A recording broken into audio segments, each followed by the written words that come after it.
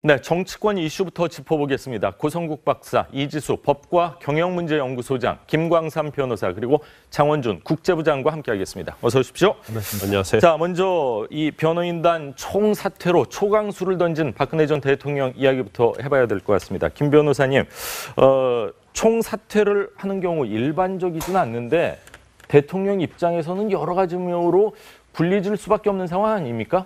일단 뭐 유불리를 떠나서요. 예. 지금 재판이 거의 막바지를 향해서 가고 있지 않습니까? 네. 그렇기 때문에 특히 이재용 부회장이 1심에서 유죄 선고를 받았어요. 그렇죠. 그러면 여러 가지 정황적으로 보면 결국 구속만기 연장도 재판부에서 직권으로 했고, 예. 그다음에 이대로 재판이 가게 되면 결국은 재판 자체는 유리하게 나올 가능성이 없다 이렇게 판단할 수 있는 거죠. 그렇기 때문에 사실은 뭐 당연히 재판 자체는 결과적으로 보면 뭐 유리할 게 없다 그렇게 생각했을 가능성이 크다고 봅니다. 더군다나 구속 기간이 연장이 됐기 때문에 이제 거기에 대한 항의 표시라고 이렇게 할 수 있고요. 근데 3년 이상 징역형에 해당하는 범죄일 경우에는 변호인이 없으면 재판이 진행이 안 되지 않습니까? 그렇죠. 이제 그게 법적인 문제예요. 예.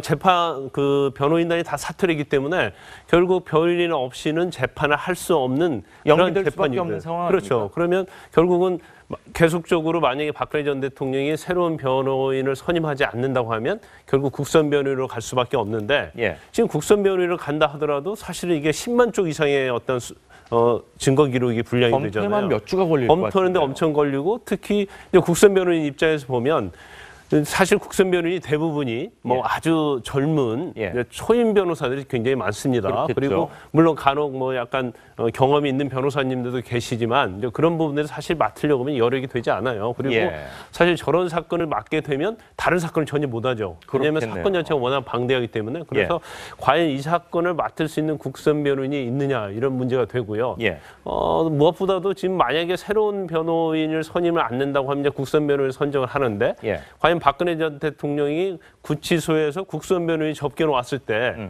과연 접견에 응할 것인가. 그렇네요. 그다음에 두 번째로 더 중요한 부분은 법정에 출석을 할 것인가. 예. 아마 그 부분도 제가 볼 때는 거부할 가능성이 크다. 왜냐하면 일단 지금 재판부에 대한 불신 그렇죠. 그리고 이것은 정치 보복이다 이렇게 이미 선언을 했기 때문에 예. 향후에 있어서는 재판 일정에 대해서는 보이콧을 할 가능성이 크기 때문에 예. 재판부 입장에서 보면 굉장히 부담이 있고 재판은 파행으로 갈 수밖에 없다 이렇게 판단할 수 있는 거죠. 장 부장, 어떻게 그 기존의 변호인들이 번복을 하고 다시 재판장에 나올 가능성이 있을까요, 없을까요? 가능성은 지극히 낮아 보입니다. 예. 그런데 가능은 합니다.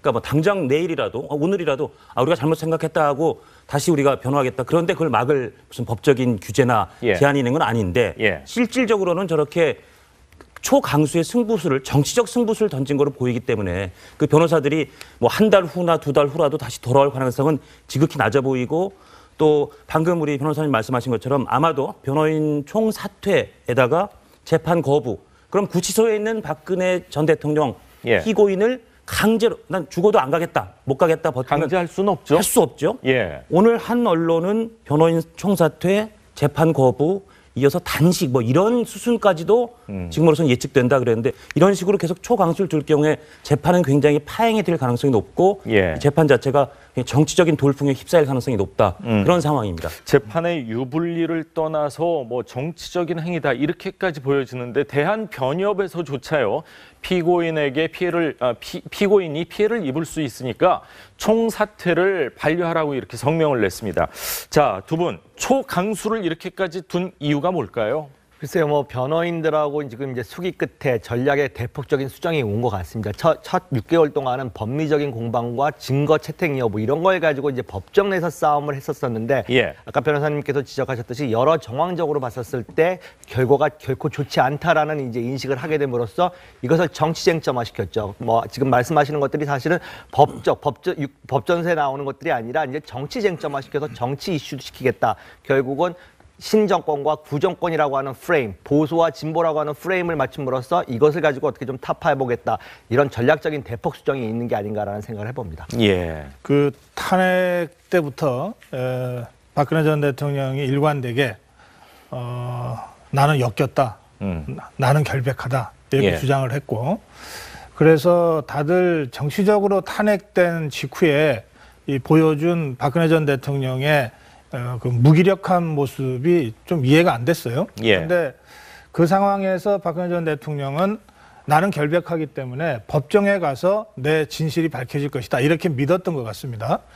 그래서 뭐 변호인단도 구성하고 변호인단이 어쨌든 총력전을 펴서 여기까지 왔는데, 그러니까 주사회 재판도 어쨌든 뭐 몇 번 빼놓고는 다 참석하면서 했던 거 아닙니까? 예.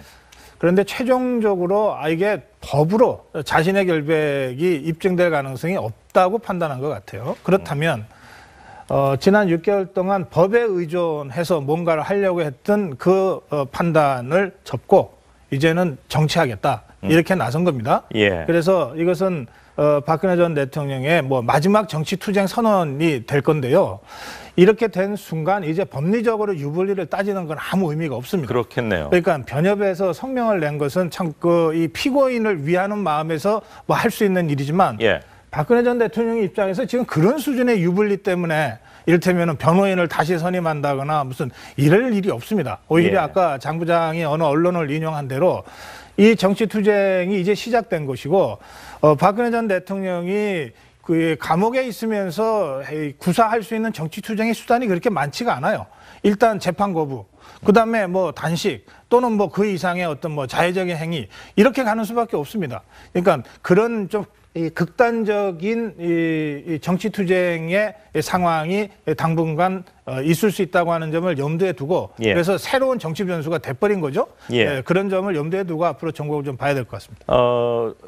박 전 대통령이 이야기를 쭉 들어봤을 때 어떻게 보면 같은 공범이라고 할 수 있는 최순실을 가해자로 놓은 듯한 나는 좀 억울하게 피해를 보고 있다 그런 느낌인데 이런 분위기를 형성하는 게 형사 재판에서 유리할 수 있을까요? 근데 아까 우리 고성국님께서 말씀하신 것처럼 예. 지금 재판은 이제 유불리를 떠난 것 같아요. 그러니까 재판의 결과는 당연히 어떻게 나올 것이라는 것을 예상을 하고 있는 거예요. 하고 있고 이번 박근혜 전 대통령이 어떤 이야기를 할지 그리고 변호인단의 총사퇴는 사실은 이게 처음이 아니에요. 똑같은 판박이가 있습니다. 1996년도에 예. 전두환 노태우 재판 때 그때 12.12 사태 반란 수괴죄하고 이제 뇌물수수죄로 재판을 받았잖아요. 네. 그때도 지금처럼 재판이 굉장히 타이트하게 이루어졌어요. 그래서 일주일에 2번 또 경우에 따라서는 야간 재판이 또 이루어졌거든요. 예. 그래서 그때도 굉장히 재판의 불공정성에 대해서 변호인들이 이의 제기를 많이 했고 또 그때 또 구속 기간이 또 연장이 됐었습니다. 예. 그러면서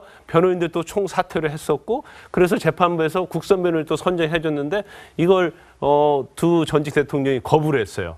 그런데 그 상태에서 재판도 나가지 않겠다고 보이콧을 했을 때 재판부에서 그러면 강제 구인하겠다고 강수를 두니까 그때 이제 재판에 나오면서 재판이 마무리가 되기 때문에 예. 이번 재판도 사실은 그때 재판과 상당히 판박이 형태로 갈 가능성이 크다고 봅니다. 그러면 예. 결과적으로 국선 변호인을 선정할 수밖에 없는데 지금 지난번 이번에 변호인들이 다 총사퇴하면서 새로운 변호인을 선임하지 않을 것이다라고도 명백히 얘기를 했거든요. 예. 그렇다고 한다면 국선 변호인을 선정할 수밖에 없는데 이게 만약에 거부를 했을 때 결국 걸석 재판으로 박근혜 전 대통령이 법정에 서지 않고 재판을 할 수밖에 없고 그러면 국선 변호인만 앉은 상태에서 대통령은 없는 상태에서 재판이 그렇죠. 이루어진다는 거죠. 그렇게 걸석 법적으로 이제 재판이요? 재판을 할 수 있는데 예. 그렇다고 한다면 재판 결과에 대해서는 그렇네요. 우리가 방어권이 전혀 보장이 되지 않았기 때문에 재판 결과에 대해서 승복할 수 없다.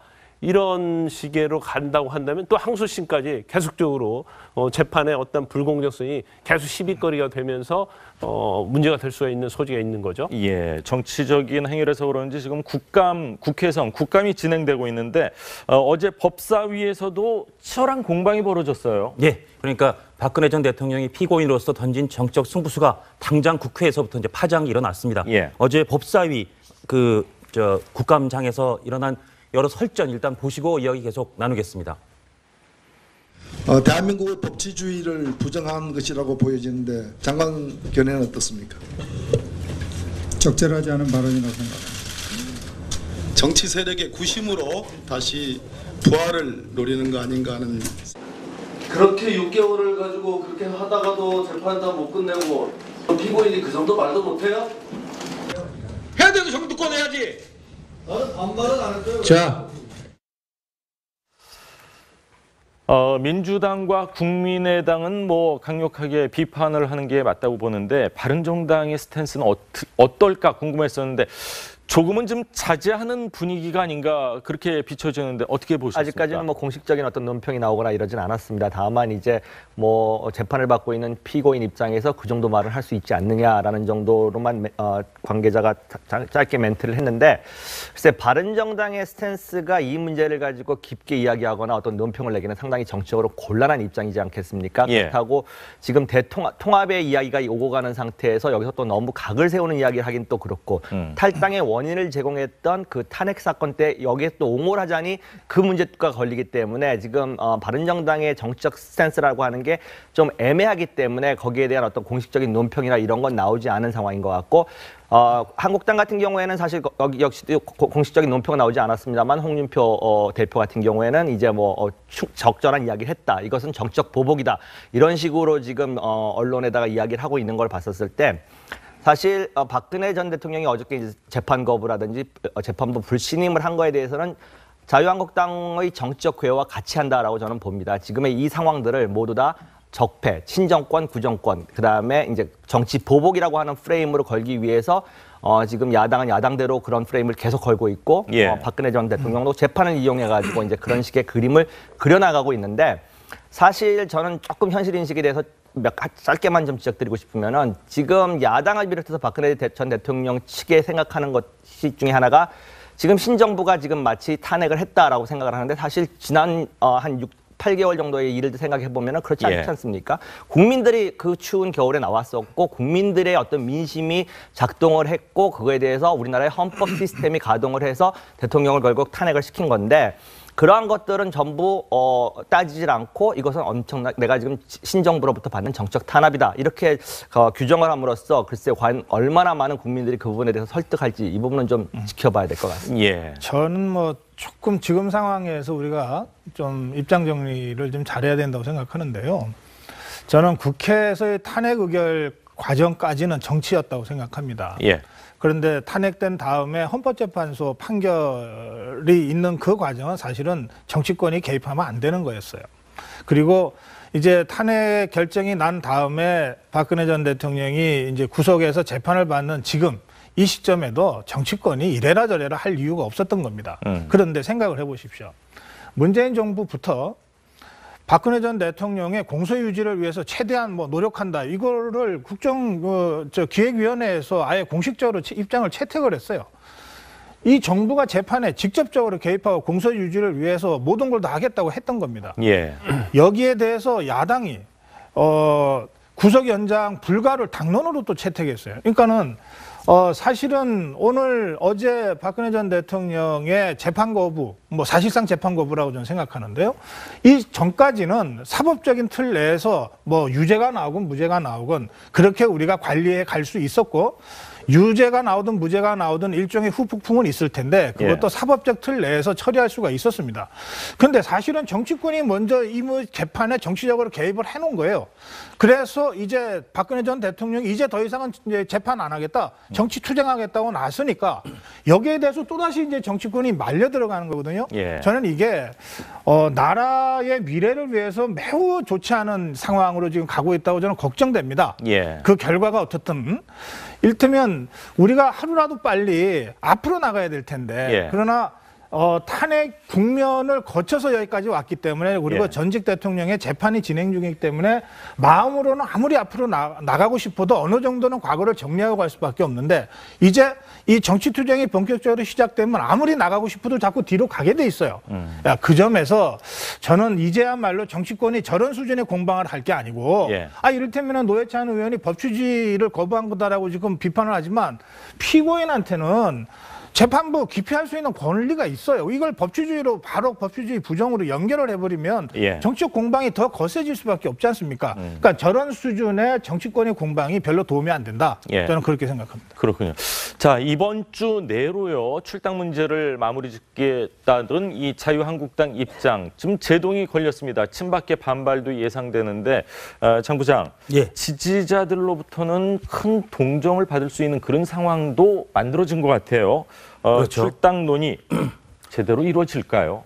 그러니까 어제도 저희가 잠깐 짚었었지만 홍준표 대표가 되도록 빠른 시일 내에 박근혜 전 대통령을 자진 탈당이든 출당이든 당 바깥으로 일단 하고 그다음에 뭐 바른정당과의 보수 통합을 추진한다. 이 스케줄은 일단 꼬인 것 같습니다. 예. 대통령이 저렇게 정치적 초강수를 던졌기 때문에 분명히 동정론도 일어날 것이고 그래서 원래 홍준표 대표는 1심 재판은 보고 나서 하자 그랬다가 1심 재판이 너무 길어질 것 같으니 미국을 방문하기 전에 일단 매듭 짓겠다고 했다가 예. 당 일부에서는 자유한국당에서는 그래도 1심 재판을 봐야 되지 않느냐는 기류가 있었는데 지금 이렇게 변호인단 총사퇴하고 앞으로 일팀 재판 거부까지 하게 된다면 1심 재판 일정이 더 길어질 가능성이 내년까지 끌 가능성이 더 높아진 거죠. 예. 일각에서는 뭐 결석 재판으로 이어지니까 더 빨리 맺어질 수도 있다고 하지만 그 가능성은 지극히 낮으니까 하여튼 박근혜 대통령과 자유한국당의 그 인연을 어떻게든 일단 끊겠다는 당 지도부의 이 구상은 좀 꼬여가는 것 같습니다. 지금 예. 장 부장 설명하신 대로 박근혜 전 대통령이 정치투쟁을 시작했다면 예. 정치투쟁의 1차적인 목표는 자신이 정치보복의 희생양이라고 하는 프레임을 만드는 걸 거예요. 네. 그러니까 이를테면은 사법부가 법리적으로만 판단해서 걸석재판에서 최대한 빨리 뭐 결론을 내릴 수 있죠. 그 순간 정치적 희생양이라고 하는 프레임은 더 강화되는 겁니다. 예. 그러니까 정치투쟁에 이제 그런 속성이 있는데 지금 홍준표 대표가 어제 조선일보하고 인터뷰한 것도 보면 정치보복이라고 하는 박근혜 전 대통령의 주장에 일리 있다. 라고 동의를 했어요. 예. 그러나 출당 문제는 별개니까 추진하겠다고 했습니다. 이게 과연 별개일까요? 정치보복을 받고 있는 희생자를 당에서 출당하겠다라고 하는 예. 게 논리적으로 설명이 됩니까? 지지자들한테. 쉽지 않겠죠. 예, 일반 국민들한테는 이건 별개의 문제입니다라고 설명할 수 있지만 박근혜 전 대통령이나 한국당을 지지하는 지지자들 입장에서는 아니 정치보복을 당했으면 같이 싸워야지 어떻게 이 사람을 출당을 시키냐 이렇게 되지 않겠습니까? 그래서 저는 한국당이 박근혜 전 대통령을 출당시키고 그걸 명분을 세워서 바른정당 의원들을 일부라도 예. 함주시켜서 뭔가 좀 덩치를 부풀려고 하는 이런 방식의 그 어떤 전략이라고 하는 것이 실제로는 이게 좌초되고 있다 이렇게 예. 생각하는 것이고요. 예. 박근혜 전 대통령의 이 정치보복 희생양 프레임이 확산될수록 여야 간의 격돌이 더 거세질 수밖에 없지 않겠습니까? 예. 그런 점에서 앞으로의 정국이 상당히 그 불가측성이 높아졌다, 변동성이 높아졌다 그렇게 예. 말씀드립니다. 윤리위원회를 열어서요 징계수위를 결정을 하고 10일 안에 이 자진 탈당을 하지 않으면 제명 처리가 됩니다.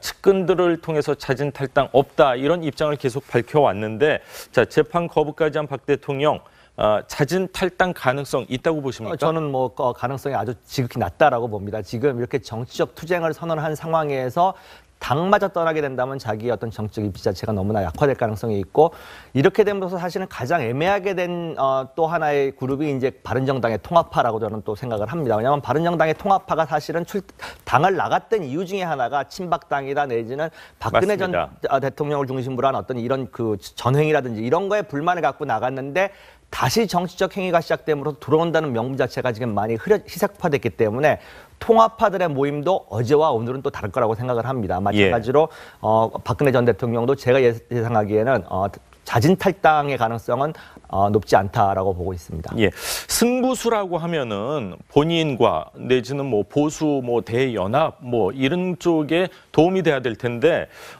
이 재판 거부가 어떻게 보면 보수권의 통합에 걸림돌이 될 수도 있지 않을까 하는 생각도 드는데요. 박근혜 전 대통령은 지금 통합이 중요한 것이 아니고요. 예. 자신의 지지자들을 결속시키는 것이 중요합니다. 그 지지자들을 결속시켜서 얻을 수 있는 게 뭘까요? 뭐 다음 선거에 나올 수 있는 상황도 그런 뜻이 아니고요. 아니고 이를테면 박근혜 전 대통령을 지지하는 사람들이 결속되면 될수록 예. 그 사람들을 대표하는 이른바 친박계의 정책 발언권이 커지지 않겠습니까? 예. 지금은 홍준표 대표 체제가 친박계를 출당시키고 세력적으로 밀어내고 바른정당 사람들과 손을 잡고 뭔가 이것을 새로운 보수 적통 정당으로 만들겠다고 하는 구도를 갖고 가는 중 아니에요. 예. 그러니까 이 점에서는 친박계는 청산돼야 될 대상인 거죠. 정치적으로. 이 홍준표 대표 체제에서 보더라도 예, 적폐청산 차원이 아니고 그런데 그것을 버텨낼 수 있는 정책 명분이나 이런 것들이 별로 없었는데 예. 이제 박근혜 전 대통령이 스스로 정치투쟁 과정에서 희생양이 돼버리면 예. 그러면 박근혜 전 대통령에 대한 동정심이 조금이라도 더 커질 것이고 지지층이 다시 결속되면서 친박계가 힘을 이제 얻게 되죠. 예. 그러면 홍준표 체제가 과연 이렇게 된 친박계 를 정면 승부해서 밀어낼 수 있겠는가? 이 어려워지거든요. 조금 전에 이 소장 말씀하신 대로 그렇게 되면 바른정당에서 일부 통합파도 친박 청산이라는 명분을 가지고 들어오려고 했는데 이게 좀 머쓱해지는 거예요. 주춤해지는 것이고 이렇게 되면 보수 이 한국당의 친박계의 발언권이 더 커진 그런 한국당과 문재인 정부와 더불어민주당 간의 격돌이 지금까지도 있었지만 더 격화될 거라는 겁니다. 그렇군요. 뭐 친박 인사를 제외하고 자강파와 통합파 이렇게 충돌 속에 있는데 양당이 친박 인사를 제외하고 합치자 뭐 이런 논의까지 있는데 박 대통령이 이런 발언을 하고 재판 거부를 하게 되면은 이거 자체가 불가능해졌다고 봐야 될까요? 어려워진다고 봐야 되고요. 그다음에 뭐 친박 인사들이 배제, 완전하게 당을 떠나게 하는 배제라기보다는 적어도 수면 위에 나타나지 않는 내지는 이제는 정치적으로 사석화시키는 그런 전략으로 생각을 하고 통합을 생각을 했었는데 이제는 고성욱 박사님께서도 방금 지적하셨듯이 힘이 그쪽에 실리게 되면은 결코 예상했던 그런 시나리오대로 흘러가지 않을 거기 때문에 통합이라고 하는 과정이 어제와는 달리 조금 더 많이 험난해졌다라고 저는 예상합니다. 그래서 어제 박근혜 전 대통령의 발언은 두 개의 전선을 구축한 거라고도 할 수 있습니다. 하나 주 전선은 문재인 정부와의 전선이죠. 또 하나는 친박계를 밀어내려고 하는 홍준표 체제와의 전선입니다. 이 두 개의 전선을 동시에 어제 그 재판 사실상의 재판 거부 선언을 통해서 해내버린 거죠. 무슨 얘기인지는 알겠지만 그게 이제 박 전 대통령 입장에서만 봤을 때 어떤 도움이 될까 하는 사실 또 의구심도 좀 드는 게 사실이에요. 이를테면 재판과 관련된 겁니까? 아니 전체적인 프레임이 이제 어떤 승부수를 띄었을 때는 제가 좀 얕은 생각일지 모르겠지만 본인한테 유리한 뭔가가 있어야 될 텐데 대통령 본인한테는 아무 도움이 되지 않는 거 아닌가 하는 생각이 들어요. 아니 그 모든 걸 잃어버렸다고 얘기했잖아요. 그러니까 박근혜 전 대통령 입장에서는 더 잃을 것이 없다고 생각할 겁니다. 그리고 앞으로 남아있는 재판 절차 유죄가 나오고 또 힘없게 물러나고 하면 더 나빠지는 거죠. 그러니까 이 시점에서 정치적으로 각을 세워서 전선을 구축하고 다시 지지자들을 모으고 뭐 당장 어제 법정에서 그 막 이렇게 실신하다시피 하는 지지자들 그동안 별로 그런 모습이 안 보였단 말이에요. 그러니까 그런 것만으로도 자신의 존재감을 다시 한번 부각시키고 정치적 영향력을 행사할 수 있게 될 겁니다. 자, 마지막으로 헌법재판소장 권한대행 문제 잠시 짚어보겠습니다. 장 부장, 결과적으로 헌법재판관들이 대통령의 이야기에 반기를 든 셈이 됐어요. 그런 셈이죠. 기억하시겠지만 또 리포트도 보셨지만 원래 김희수 소장 대행을 소장으로 지명했다가 국회에서 동의를 못 받았어요. 부결됐죠. 그러면 헌법에 따르면 대통령이 다시 새로운 헌재 소장을 지명해야 되는데 지명 안 하겠다. 그리고 헌법재판소에서 헌재 소장 대행 그대로 한다고 했으니까 쭉 그대로 가겠다. 정치권 특히 야당에서 굉장히 반발했죠. 아니 소장 국회에서 동의 안 했는데 어떻게 소장 대행을 그대로 가느냐. 그럼 대통령 하고 싶은 대로 하는 거 아니냐. 삼권 분리 위반이다. 청와대에서 아니다. 이건 헌재 내부에서 재판관들이 한 거기 때문에 오히려 국회가 그걸 갖고 뭐라 그러는 게 삼권 분리 위반이다. 약간 의견이 엇갈렸어요. 근데 아주 뭐 까놓고 말씀드리면 헌법재판소 재판관들은 아니거든요. 청와대를 향해서 아니거든요. 임명하셔야 되거든요. 저희가 소장 대행하는 건 잠깐 하겠다는 거거든요. 라는 얘기를 청와대에 한 거기 때문에 상당히 청와대 입장에서는 곤혹스러운 상황이 될 것 같습니다. 대통령 입장에서는 이제 헌법재판관들이 동의를 했기 때문에 임시체제로 계속 가겠다 그랬는데 사실은 그 재판관들 입장에서 동의를 안 하면은 내가 헌법재판관 좀 해보겠습니다 하는 걸로 비춰질 수 있기 때문에 동의를 해준 부분도 있지 않을까 하는 생각을 그러니까 해봤어요. 소장 대행을 김희수 대행 말고 하면 안 된다 그러면 다른 재판관이 그럼 저희가 소장 대행이라도 하고 싶습니다 하는 것처럼 보일 약간 그런 겸연쩍은 부분도 있고 아주 임시로 새 소장 지명할 때까지 잠시만 그대로 김희수 대행을 모시고 할게요. 라는 정도였는데 그걸 청와대가 과잉 해석했다. 이렇게 재판관들이 다시 확인을 한 거죠. 더 짧게 한 말씀 드리면 저는 어제 그제 그 국감장에 그 혼자 앉아 있는 김희수 대행의 모습을 보고 정말 마음이 안 좋았어요. 그러니까 개인이 아니잖아요. 헌법재판소장의 직무를 대행하고 있는 사람이잖아요. 그러니까 우리 대한민국 헌법의 가치를 수호하는 헌법재판소의 최고 지도자가 국회에 나가서 질의 한 번 못 받고 무작정 앉아서 기다리고 있는 풀죽은 모습이 대한민국 헌법의 위상을 그대로 보여주고 있다. 그 시간 김희수 권한대행도 헌법재판관을 지내고 있는 평생 이 법관으로서 지내온 사람인데 그 시간 이분이 어떤 자괴감에 빠졌었을까라고 하는 걸 생각하니까 정말 가슴이 아프더라고요. 예. 그런데 바로 그 김희수 권한대행이 직접 회의를 주재해서 입장을 정리하고 발표하라고 직접 지시하지 않았습니까?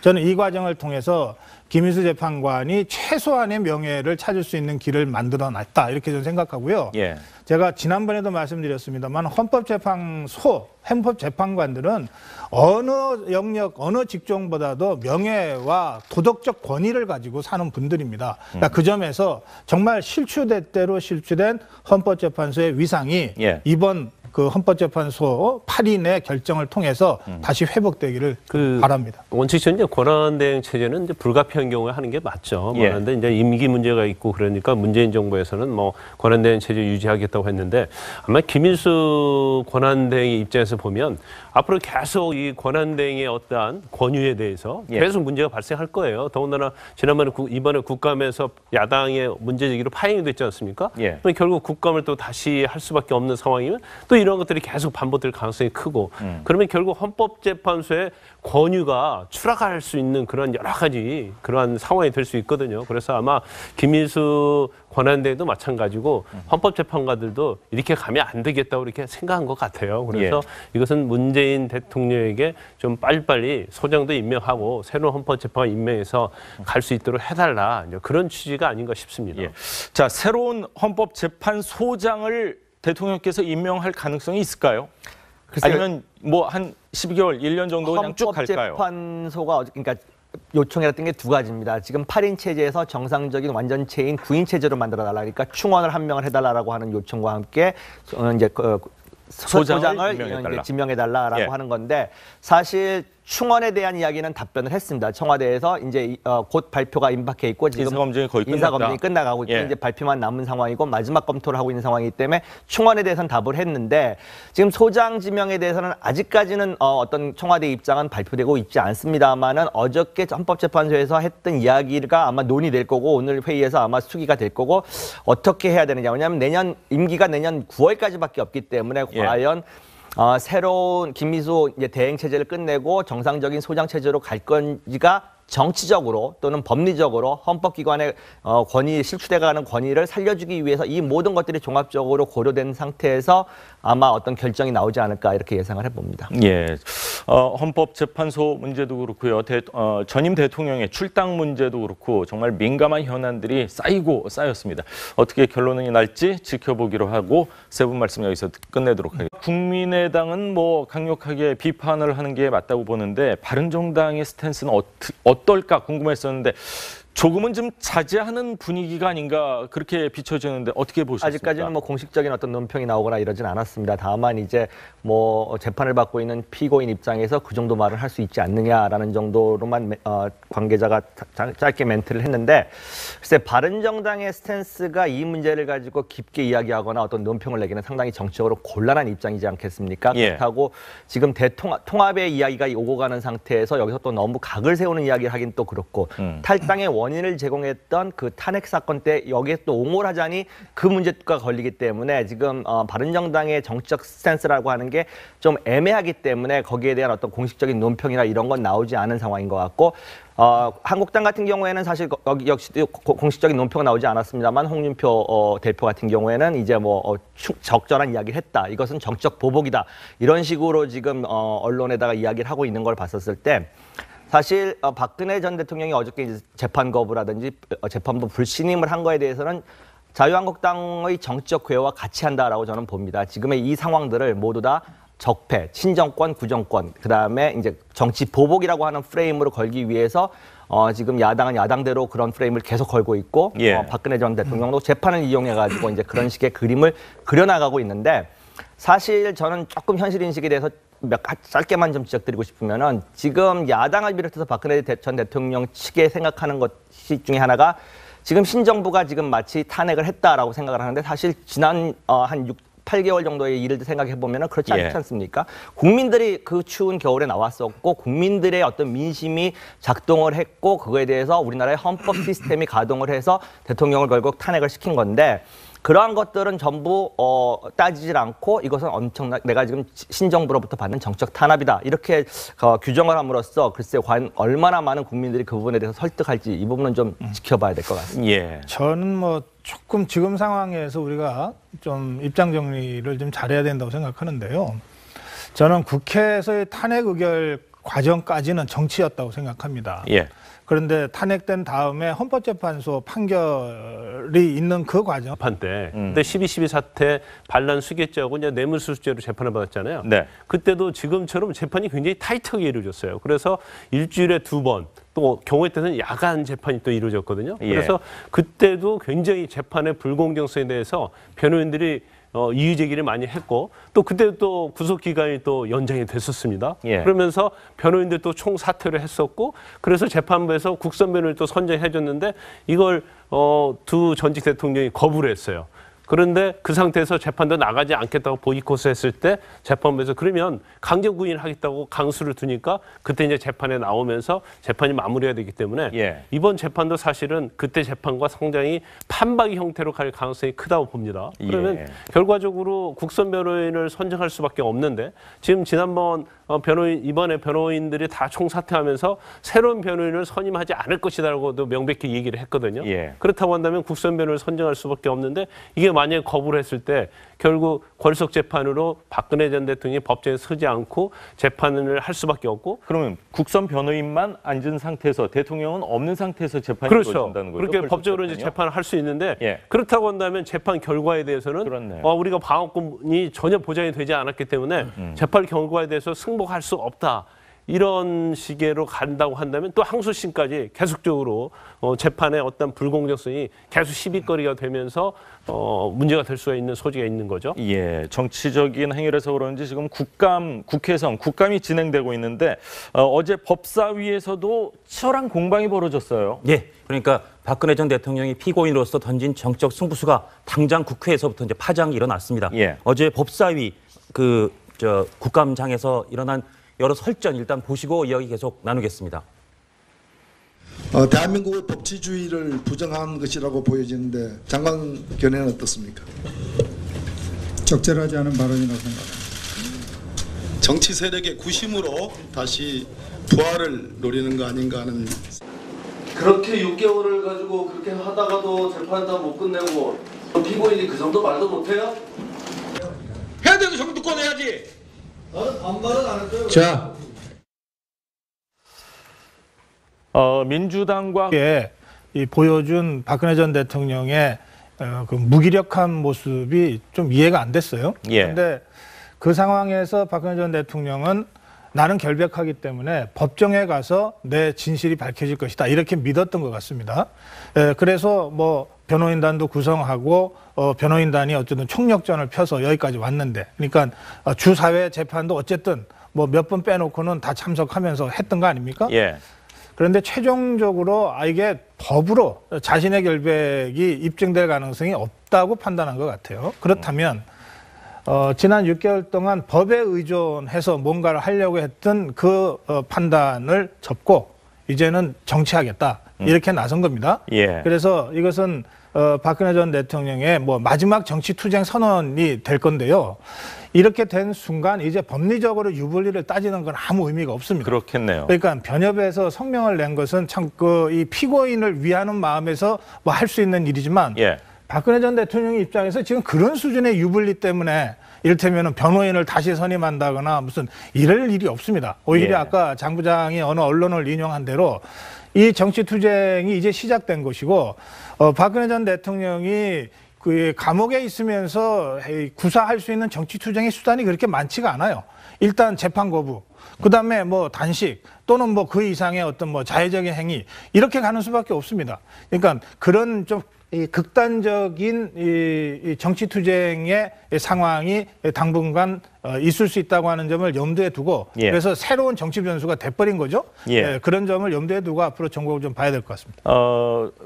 박 전 대통령이 이야기를 쭉 들어봤을 때 어떻게 보면 같은 공범이라고 할 수 있는 최순실을 가해자로 놓은 듯한 나는 좀 억울하게 피해를 보고 있다 그런 느낌인데 이런 분위기를 형성하는 게 형사 재판에서 유리할 수 있을까요? 근데 아까 우리 고성국님께서 말씀하신 것처럼 예. 지금 재판은 이제 유불리를 떠난 것 같아요. 그러니까 재판의 결과는 당연히 어떻게 나올 것이라는 것을 예상을 하고 있는 거예요. 예측을 하고 그런데 있고.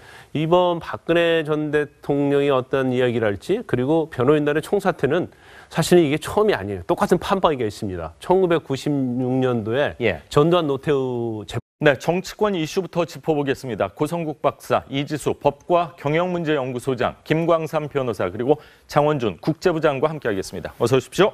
안녕하세요. 자, 먼저 이 변호인단 총사퇴로 초강수를 던진 박근혜 전 대통령 이야기부터 해봐야 될 것 같습니다. 김 변호사님, 총사퇴를 하는 경우 일반적이지는 않는데 대통령 입장에서는 여러 가지 묘로 불리해질 수밖에 없는 상황 아닙니까?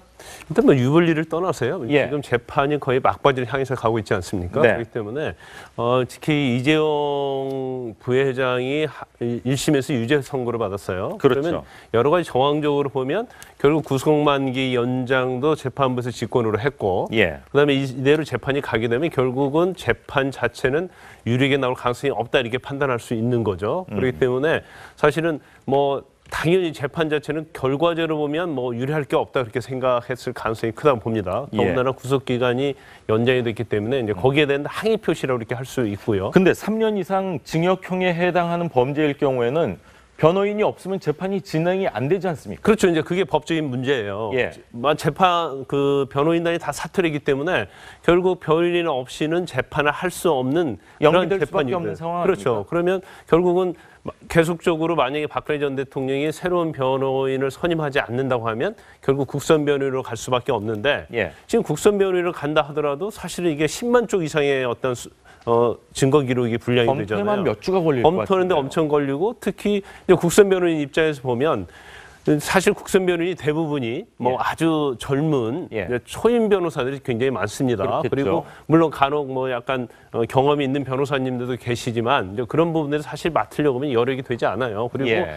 사실 저런 사건을 맡게 되면 다른 사건을 전혀 못하죠. 왜냐하면 그렇겠네요. 사건 자체가 워낙 방대하기 때문에 그래서 과연 이 사건을 맡을 수 있는 국선 변호인이 있느냐 이런 문제가 되고요. 예. 무엇보다도 지금 만약에 새로운 변호인을 선임을 않는다고 하면 이제 국선 변호인을 선정을 하는데 예. 과연 박근혜 전 대통령이 구치소에서 국선 변호인이 접견을 왔을 때 과연 접견에 응할 것인가. 그렇네요. 그다음에 두 번째로 더 중요한 부분은 법정에 출석을 할 것인가. 예. 아마 그 부분도 제가 볼 때는 거부할 가능성이 크다. 왜냐하면 일단 지금 재판부에 대한 불신 그렇죠. 그리고 이것은 정치 보복이다 이렇게 이미 선언을 했기 때문에 예. 향후에 있어서는 재판 일정에 대해서는 보이콧을 할 가능성이 크기 때문에 예. 재판부 입장에서 보면 굉장히 부담이 있고 재판은 파행으로 갈 수밖에 없다 이렇게 판단할 수 있는 거죠. 장 부장 어떻게 그 기존의 변호인들이 번복을 하고 다시 재판장에 나올 가능성이 있을까요, 없을까요? 가능성은 지극히 낮아 보입니다. 예. 그런데 가능은 합니다. 그러니까 뭐 당장 내일이라도 오늘이라도 우리가 잘못 생각했다 하고 다시 우리가 변호하겠다. 그런데 그걸 막을 무슨 법적인 규제나 예. 제한이 있는 건 아닌데 예. 실질적으로는 저렇게 초강수의 승부수를 정치적 승부수를 던진 거로 보이기 때문에 그 변호사들이 뭐 한 달 후나 두 달 후라도 다시 돌아올 가능성은 지극히 낮아 보이고 또 방금 우리 변호사님 말씀하신 것처럼 아마도 변호인 총사퇴에다가 재판 거부 그럼 구치소에 있는 박근혜 전 대통령 예. 피고인을 강제로 난 죽어도 안 가겠다 못 가겠다 버티면 강제할 수는 없죠. 할 수 없죠. 예. 오늘 한 언론은 변호인 총사퇴 재판 거부 이어서 단식 뭐 이런 수순까지도 지금으로서는 예측된다 그랬는데 이런 식으로 계속 초강수를 둘 경우에 재판은 굉장히 파행이 될 가능성이 높고 예. 재판 자체가 정치적인 돌풍에 휩싸일 가능성이 높다 그런 상황입니다. 재판의 유불리를 떠나서 뭐 정치적인 행위다 이렇게까지 보여지는데 대한변협에서조차요 피고인에게 피고인이 피해를 입을 수 있으니까 총사퇴를 반려하라고 이렇게 성명을 냈습니다. 자, 두 분 초강수를 이렇게까지 둔 이유가 뭘까요? 글쎄요, 뭐 변호인들하고 지금 이제 수기 끝에 전략의 대폭적인 수정이 온 것 같습니다. 첫 6개월 동안은 법리적인 공방과 증거 채택 여부 이런 걸 가지고 이제 법정 내에서 싸움을 했었었는데 예. 아까 변호사님께서 지적하셨듯이 여러 정황적으로 봤었을 때 결과가 결코 좋지 않다라는 이제 인식을 하게 됨으로써 이것을 정치쟁점화 시켰죠. 뭐 지금 말씀하시는 것들이 사실은 법전세에 나오는 것들이 아니라 이제 정치쟁점화 시켜서 정치 이슈도 시키겠다. 결국은 신정권과 구정권이라고 하는 프레임, 보수와 진보라고 하는 프레임을 맞춤으로써 이것을 가지고 어떻게 좀 타파해보겠다. 이런 전략적인 대폭 수정이 있는 게 아닌가라는 생각을 해봅니다. 예. 그 탄핵 때부터 박근혜 전 대통령이 일관되게 나는 엮였다.